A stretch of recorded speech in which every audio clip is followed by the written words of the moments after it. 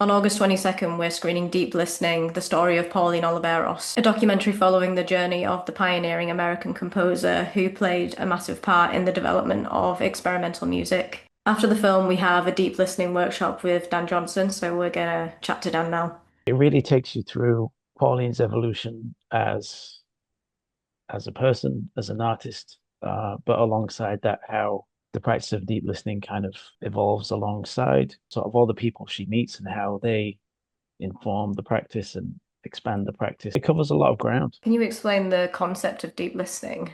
What seem like simple concepts, but they're very fruitful. I guess I sort of see them as like, I guess, sort of guiding principles rather than hard and fast rules. I suppose the main three concepts would be that there's a difference between hearing and listening. The hearing is passive, but listening is active. Listening is something we choose to do. Hearing is something that we don't really have any control over. It also recognizes that we all hear and listen in different ways.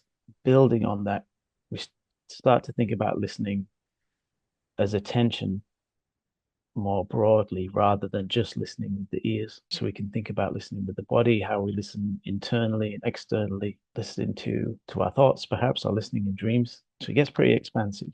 And then from there, we can start thinking about different types of attention that can be generally split into two in the deep listening sort of realm, which is focal and global attention. Focal being very specific, precise, so like single point concentration, and then global attention being very expansive.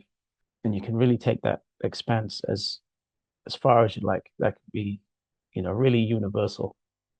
And then finally, another really important um, concept is the idea of lifting off judgment.